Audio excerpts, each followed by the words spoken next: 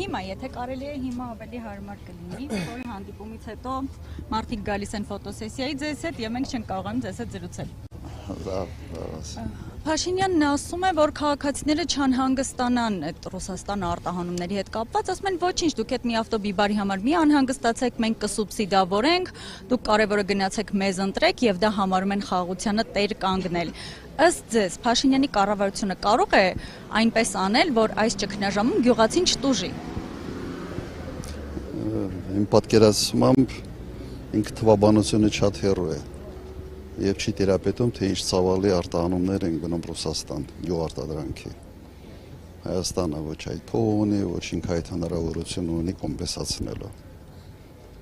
Իդեպ մի քանի օր առաջ հակառակն էին ասում են տեխնիկական հարցեր են, սա հարցերը լուծվելու են։ Մի հայտնի էկոնոմիկայի նախարար ունի ֆուրեր հաշվող։ Նա ասում էր ընդհանրապես հարց չկա, սա հարցերը լուծված է։ Նաև ասում էր դեպի Եվրոպա արտահանումները կշատացնենք,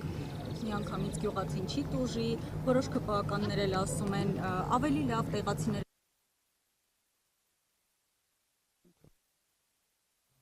Այդ մարդիկ ինչ կանեիք այս իրավիճակում։ Այդ մարդիկ ուղղակի գաղափար չունեն, ինչ է նշանակում Եվրոպա գյուղարտադրանք արտահանել։ Մոտակա 10 տարում չեն կարողանալու արտահանել ոչինչ Եվրոպա։ Շատ երկար, շատ դժվար ընթացակարգեր են։ Եվ եվրոպացի ֆերմերները ընդհանրապես չեն թողնում, որ որևէ մեկը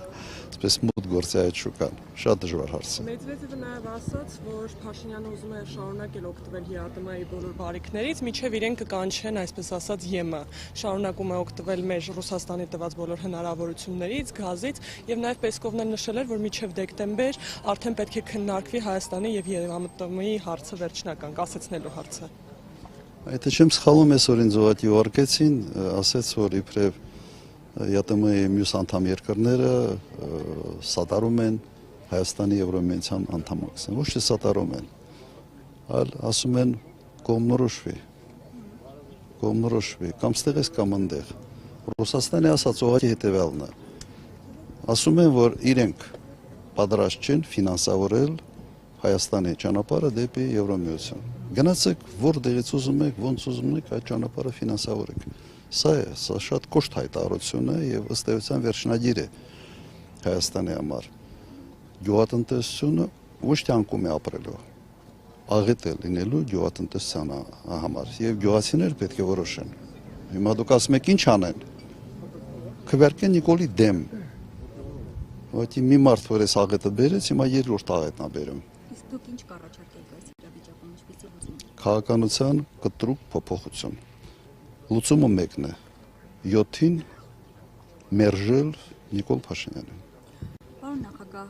Արցախի հանձնման եւ 44-օրյա պատերազմի ժամանակ այդ իրողությունները դուք այսպեսի գնահատական տվեցիք, ասացիք, որ եթե Նիկոլ Փաշինյանը գործող կառավարությունը լիներ Թուրքիայի գործակալ, կաներ ճիշտ այն, ինչ արեց։ Ինչ եք կարծում այս իրավիճակում եւս Թուրքիայի գործակալը նույնպես կվարվեր։ Նույնպես ուղղակի սպանում են Հայաստանի գյուղատնտեսությունը, ենթադրաբար թուրքական ապրանքների համար ճանապարհ բացելու նպատակով։ Այլ բացատրություն այս ամեն ուղղակի չկա։ Կամ մարդիկ պետք է իսկապես ինչ-որ մոլուսկով տարապեն անպայման sense հետևից ընկեն մեր ժողովրդի, գյուղացիների կամ իսկապես կատարում են հրահանգ։ Միգուցե ավելի մոտ է հենց երկրորդ տարբերակը։ Եվ դա ուղիղ կախման մեջ կդնի փաստացի Հայաստանը Ադրբեջանից եւ Թուրքիայից, ճիշտ եմ հասկանում։ Ոչ թե կախման մեջ։ Ինքը որ sense կզացած վիճակում է, ինքը ուզում է նաև ամբողջ մեր գյուղատնտեսությունը, մեր տնտեսությունը կզացած վիճակում լինի այդ երկրների առջև։ Սա է։ Լավ։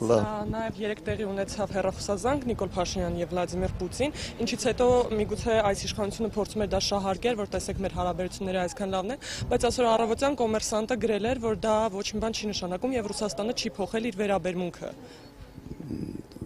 Հեռախոսազանգից հետո մի քանի ժամ հետո ուղղակի հայտարարվեց նոր սահմանափակումների մասին։ Գրեթե ամբողջ sense մրգային sense խումբ ապրանքների սահմանափակվեցին։ Ամբողջությամբ հայտարարվեց դա երեք։ Ես կարծում եմ, որ հեռախոսազանգը եղել է, այսպես ասենք, բան էլի, sense ծնունդի բան, sense ավելի շատ ֆորմալ ինչ որ զանգեր։ Եթե